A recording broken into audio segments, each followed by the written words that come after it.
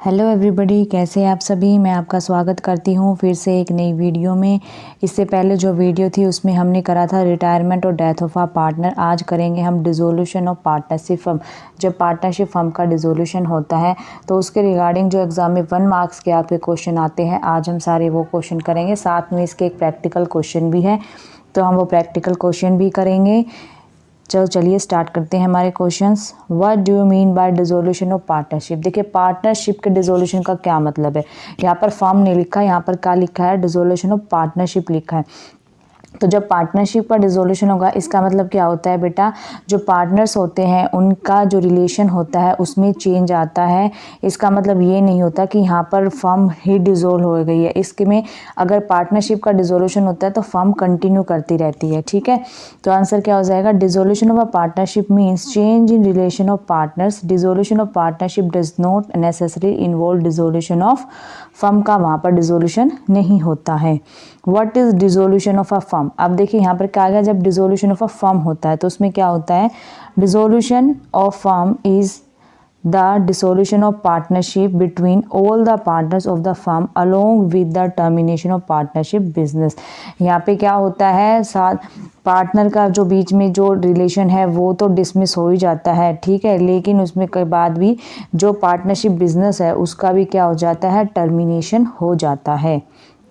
Give any two difference between the dissolution of partnership and dissolution of a partnership firm। तो बेटा dissolution of partnership firm involve the complete breakdown of relation between the partners, while dissolution of partnership does not necessarily involve dissolution of firm। देखिए, जब क्या होता है, जब partnership firm का complete breakdown होता है तो जो पार्टनर का जो रिलेशन है वो भी डिसॉल्व हो जाता है, लेकिन अगर पार्टनर्स का वो होता है तो वहाँ पर फर्म का डिसोल्यूशन नहीं होता है। Does dissolution of firm necessarily means the dissolution of partnership? Yes, ठीक है, जब फर्म ही डिसॉल्व हो जाएगी तो पार्टनर भी ऑटोमेटिकली क्या हो जाएंगे, डिसॉल्व हो जाएंगे। List 2 circumstances under which a firm is dissolve. तो insolvency of a partner, business becoming unlawful. ठीक है, जब पार्टनर इंसॉल्वेंट हो जाएगा तो भी फर्म डिसॉल्व हो जाएगी, बिजनेस अनलॉफुल होगा तो भी फर्म क्या हो जाएगी, डिसॉल्व हो जाएगी। Name the account which is prepare to close the accounts of assets and liabilities at the time of dissolution of firm. तो वहाँ पर क्या बनाते हैं बेटा, हम रियलाइजेशन अकाउंट बनाते हैं। तो बेटा रिवैल्यूएशन अकाउंट कम बनाते हैं हम, एडमिशन और रिटायरमेंट या डेथ ऑफ अ पार्टनर, लेकिन जब फर्म का डिसोल्यूशन होता है तो वहाँ पर हम क्या बनाते हैं, रियलाइजेशन अकाउंट बनाते हैं। आगे देखिए, what is realisation account. Realisation account क्या होता है। Realisation account is an account which is prepare to calculate the profit और loss on realisation of assets and liabilities of the firm at the time of dissolution of firm. जब firm का dissolution होता है तो उस time हम क्या करते हैं, हमारे जो एसेट्स होते हैं और जो लायबिलिटी होती है उनकी हम वैल्यू फाइंड करते हैं कि डिसोल्यूशन के टाइम उनकी कितनी वैल्यू है। ठीक है, तो उनको वैल्यू करने के लिए हम किस अकाउंट को प्रिपेयर करते हैं, रियलाइजेशन अकाउंट का प्रिपेयर किया जाता है, और ये नॉमिनल नेचर का होता है। What is the objective of realization account? The objective of realization account is to ascertain the profit or loss on realization of assets and settlement of liabilities. At which value the various assets are transferred to realization account। तो at book value पर transfer किए जाते हैं। Mention 2 assets which are not transferred to realization। तो बेटा cash in hand और cash and bank realisation account में नहीं ट्रांसफ़र किए जाते। Why cash account and bank account are not transfer to realisation account. तो cash account and bank account are not transfer to realisation account because these are already realised and do not need realisation. ये already बेटा cash के form में होते हैं, realise किए होते हैं, इसलिए इनको दोबारा रियलाइज करने की ज़रूरत नहीं होती, इसलिए इनको रियलाइजेशन अकाउंट में शो नहीं किया जाता। आगे देखिए, name the asset which is not transfer to the debit side of realisation account but can bring some cash. तो वो क्या होंगे बेटा, अनरिकॉर्डेड एसेट। जो हमारे अनरिकॉर्डेड एसेट्स होते हैं तो उनको हम क्या करते हैं, रियलाइजेशन के डेबिट साइड में रिकॉर्ड करते हैं। If an asset is taken over by a partner with the value of the partner's capital account is debited. तो किस वैल्यू पर होगा, value at which the asset has been taken over by him. जिस value में उस partner ने लिया होगा तो उसी वैल्यू में हम क्या करेंगे, उसको कैपिटल अकाउंट में डेबिट करेंगे। ठीक है बेटा, आगे चलिए। आपको बेटा यहाँ पर थोड़ा समझने में प्रॉब्लम होगी इन क्वेश्चन को, बट मैं जो बोलूँगी आपको उससे समझ में आ जाएगा कि ये क्या क्या वर्ड लिखे हैं। ठीक है, mention two liabilities which are transferred to realization account but do not require cash payment। तो प्रोविज़न फॉर डाउटफुल डेट होता है और एक बेटा इन्वेस्टमेंट फ्लक्चुएशन फंड होता है। ठीक है, ये कहाँ पर किए जाते हैं? रियलाइजेशन अकाउंट में ट्रांसफ़र किए जाते हैं। हाउ इज़ प्रॉफिट और loss on realisation distributed among partners? तो in profit sharing ratio. What journal entry will you pass when realization expenses are paid by Gaurav a partner of the firm? तो क्या entry हो जाएगी? Realisation account debit to Gaurav's capital account. ठीक है बेटा, आगे चलिए। A and B are partners in a firm sharing profit in the ratio of 3:2। Mrs A has given a loan of ₹20,000 to the firm and firm also obtained a loan of ₹10,000 from B. The firm was dissolved and its assets were realized for ₹25,000.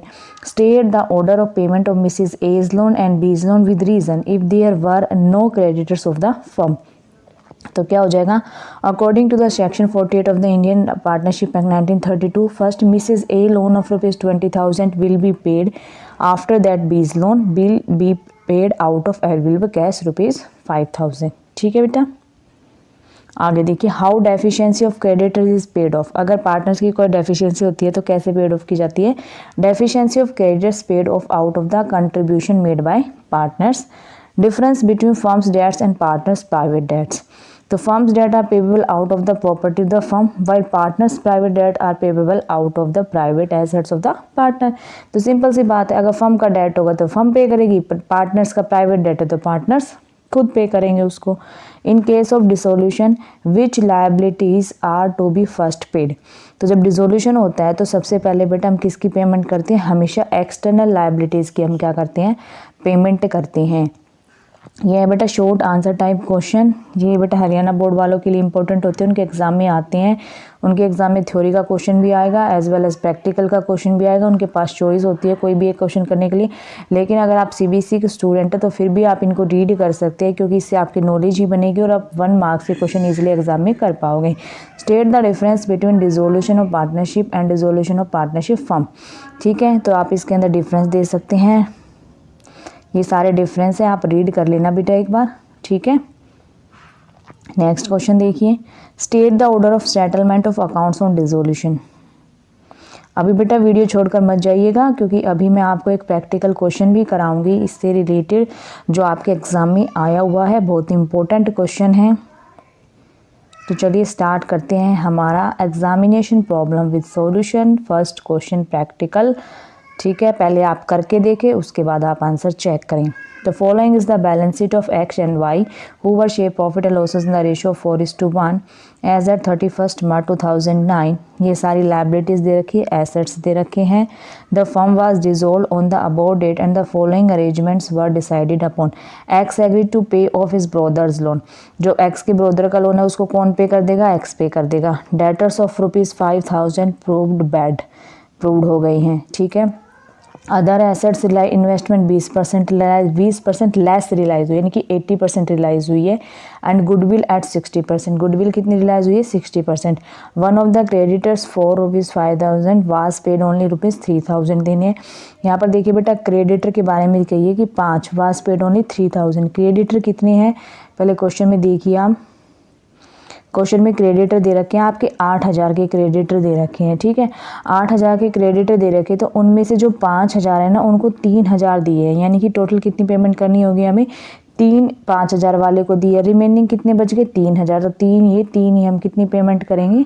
6,000 की payment करेंगे बेटा। ठीक है, building were auctioned for ₹30,000 and the auctioneer's commission amounted to be ₹1,000। Y took over part of stock at ₹4,000 being 20% less than the book value। देखिए बेटा अब यहाँ पर क्या लिखा है कि जो स्टॉक है ना उसका एक पार्ट Y ने ले लिया 4,000 में। अब हमें ये नहीं पता कि वो 4,000 जो रुपये है वो कितना पार्ट है एक्चुअल में, और 20% लेस देन बुक वैल्यू, यानी कि ये जो 4,000 है ये कितना है बेटा? 80% है उस स्टॉक का। तो उसको क्या करेंगे हम? 80/100 है हमारा ये 4,000, तो क्या करेंगे? इसको रिवर्स कर देंगे, 100/80 कर देंगे, तो हमारे एक्चुअल में अमाउंट निकल के आ जाएगी कि कितना एसेट्स है जो Y ने लिया है। ठीक है, उसके बाद क्वेश्चन में बोला है कि बैलेंस स्टॉक रियलाइज्ड 50%, जो बाकी स्टॉक बचेगा उसका 50% रियलाइज हुआ है। ठीक है, realisation expenses amounted to be ₹2000। ठीक है, आगे चलिए। अब हमें बनाना क्या क्या है, रियलाइजेशन अकाउंट बनाना है, पार्टनर्स कैपिटल अकाउंट्स बनाना है और बैंक अकाउंट प्रिपेयर करना है। तो चलिए स्टार्ट करते हैं। तो रियलाइजेशन में क्या क्या आ जाएगा बेटा, जो इतने भी हमारे एसेट्स थे वो सारे डेबिट में आ जाएंगे, जितने भी लायबिलिटीज़ है वो सारे हमारे क्रेडिट साइड में आ जाएंगी। Goodwill, building, investment, stock, debtors. ठीक है, ये सारे आइटम आ गए। आगे देखिए, by investment, fluctuation fund and provision for data. अभी देखो एक क्वेश्चन आया था ना, ऐसे कौन से हमारी टर्म होती है जो रियलाइजेशन अकाउंट में आती है लेकिन जो कैश में नहीं होती। तो इन्वेस्टमेंट फ्लैक्चुएशन फंड हो गया, प्रोविजन फॉर डाउटफुल डेट हो गया। ठीक है, क्रेडिटर्स आ जाएंगे, बैंक ओवरड्राफ्ट आ जाएगा, बाय एक्स ब्रदर लोन आ जाएगा। ठीक है, ये सारी हमने कर ली है।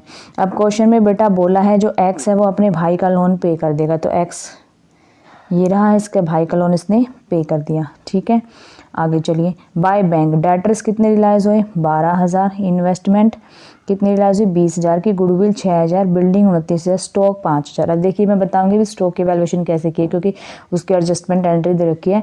वाइट ने जो बाकी बचा था उसका 50% रियलाइज किया, तो 4,000 ये।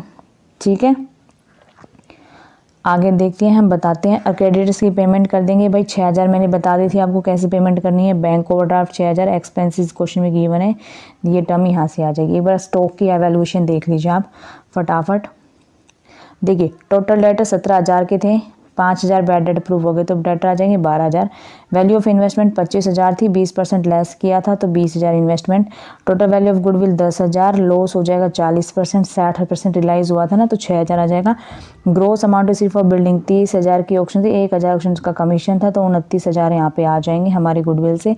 अब देखिए 80% of stock taken over by Y ने 80% लिया था यानी कि 4,000, तो इसको हम रिवर्स कर देंगे इस परसेंटेज को, तो हमें टोटल अमाउंट निकल के आ जाएगी 5,000।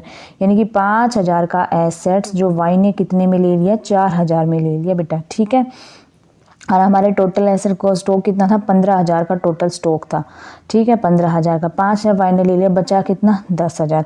अब 10,000 का रियलाइज हमें कितना हुआ, 50% रियलाइज हुआ है, तो 5,000 हमारे रियलाइजेशन में आ जाएंगे। तो देखिए हमने कैसे करी है ये एंट्री।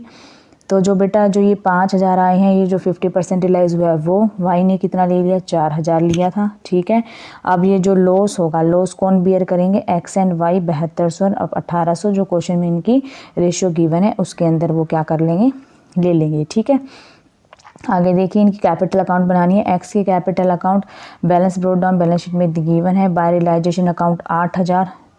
ठीक है, 8,000 कैसे आ जाएगा, जो इसने अपने भाई का लोन की पेमेंट करी 8,000 वो। प्रॉफिट एंड लॉस अकाउंट 8,000 पे कोई उसमें गिवन है। रियलाइजेशन का लॉस हो जाएगा 7200, इसको पेमेंट कितनी करनी है, 42,800 अब हमें पेमेंट करनी है। ऐसे ही हम वाई का बना लेंगे। वाई का balance bro down 40,000, profit and loss account 2,000। देखिए यहाँ पर इसमें गिवन है बेटा, बैलेंस शीट में डेबिट में दे रखा है, देखिए ये दे रखा है ना एसेट प्रॉफिट एंड लॉस, तो ये बेटा लॉस है। ठीक है, तो दोनों पार्टनर इसको बियर कर लेंगे। फिर देखिए रियलाइजेशन का लॉस हो जाएगा 1,800, स्टॉक ले लिया इसने 4,000 का, तब इसको कितनी पेमेंट करनी है, 32,200 पेमेंट करनी है। अब हमें बैंक अकाउंट भी बनाना है, तो बैंक अकाउंट में क्या आ जाएगा बेटा, डेबिट बैलेंस होता है बैंक का, तो बैलेंस ब्रो डाउन 20,000, रियलाइजेशन में 72,000, जितने भी हमारे एसेट्स रियलाइज हुए वो है वहाँ पे देख लेना आप रियलाइजेशन में। बाय वाइज लोन 3,000, वाई का लोन पे करना है 3,000 का। बाय रियलाइजेशन 14,000, जो हमारी लाइबिलिटीज़ है वो सारी वो है ये। बाय एक्स कैपिटल, एक्स को इतना देना है, वाई को इतना देना है, टोटल हमारे क्या हो जाएंगे, सेम हो जाएंगे ये। ठीक है बेटा, तो ये था हमारा आज का प्रैक्टिकल क्वेश्चन। आशा करती हूँ कि आपको अच्छे से समझ में आया होगा। कल की क्लास में बेटा हम जो इसके रिमेनिंग क्वेश्चंस है वो करेंगे। मैं आज भी करवा देती वरना वीडियो काफ़ी लंबी हो जाएगी फिर। ठीक है, तो कल की क्लास में आपको करवाऊँगी। और बेटा प्लीज़ आप मुझे कमेंट करके ये बताएं कि आपका एग्ज़ाम कब का है अकाउंटेंसी का। ठीक है, वीडियो अच्छी लगी हो तो वीडियो को लाइक करना। अगर आप चैनल पे नई हैं, अभी तक चैनल को सब्सक्राइब नहीं किया तो चैनल को ज़रूर सब्सक्राइब करना। मिलते हैं नेक्स्ट वीडियो में, बाय बाय।